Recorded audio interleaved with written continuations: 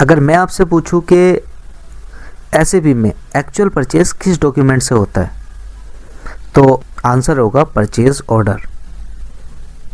इस वीडियो में हम सिंपल लैंग्वेज में समझेंगे कि परचेज ऑर्डर क्या होता है, क्यों यूज़ किया जाता है, और साथ ही सीखेंगे रियल लाइफ एग्जांपल। बात कर लेते हैं परचेज ऑर्डर होता क्या है। परचेज ऑर्डर का मतलब होता है वेंडर से ऑफिशियली बताना कि हमें क्या खरीदना है। परचेज ऑर्डर में क्लियरली होता है वेंडर का नाम, आइटम है या सर्विस है, quantity, price, delivery date, payment term. और एक इम्पोर्टेंट बता देता हूँ, परचेज ऑर्डर एक लीगल डॉक्यूमेंट होता है। एक एग्जांपल की बात कर लेते हैं। मान लो आपको 500 ब्लैंकेट खरीदने हैं। परचेज रिक्वेस्ट बनाई, परचेज कोटेशन से रेट फाइनल किया। अब आप SAP B1 में वेंडर सेलेक्ट करते हो और परचेज ऑर्डर बना देते हो। ये परचेज ऑर्डर वेंडर को भेजा जाता है और वेंडर उसके बेस पे सप्लाई करता है। परचेज ऑर्डर का यूज़ कौन करता है? परचेज ऑर्डर के मेन फ़ायदे, पहला क्लैरिफाई, वेंडर को क्लियर इंस्ट्रक्शन मिलती है। दूसरा फ़ायदा कंट्रोल, अप्रूव्ड रेट क्वांटिटी और परचेज पर ही होता है। तीसरा ट्रैकिंग, डिलीवरी या फिर GRPO और इनवॉइस सब ट्रैक होता है। और चौथा लीगल सेफ्टी, डिस्प्यूट का टाइम प्रूफ होता है।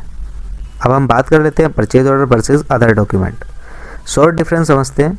परचेज रिक्वेस्ट इंटरनली डिमांड और planning stage, purchase quotation rate compare करता है, परचेज ऑर्डर फाइनल ऑर्डर और एक्चुअल परचेज होता है।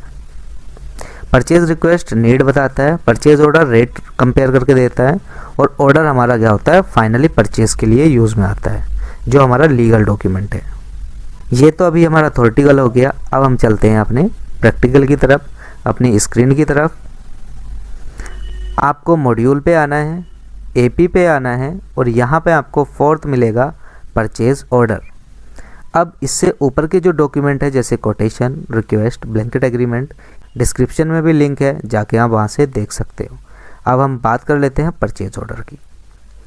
परचेज ऑर्डर मेरे पास ओपन हो गया। वेंडर का नाम हम यहाँ पे डालेंगे, कोई भी एक वेंडर ले लीजिए। Place of supply, branch select करेंगे, यहाँ पे डेट डालेंगे, डिलीवरी डेट डालेंगे, डॉक्यूमेंट डेट डालेंगे, और प्रोडक्ट का कोई रेफरेंस नंबर है तो वो भी डाल सकते हैं। यहाँ पे आप डालोगे आइटम, यूनिट प्राइस डालोगे। अब नीचे आप जाके चेक करोगे तो मेरे पास टोटल अमाउंट दिख गया। अब मैं इसको सेव कर दूंगा। अब मेरे पास यहाँ पे ऑपरेशन कंप्लीट हो चुका है। आई होप आपको परचेज ऑर्डर क्लियर हो गया होगा। वीडियो पसंद आई तो लाइक, शेयर, सब्सक्राइब जरूर करें। मिलते हैं नेक्स्ट वीडियो में। सीखते रहिए SAP B1।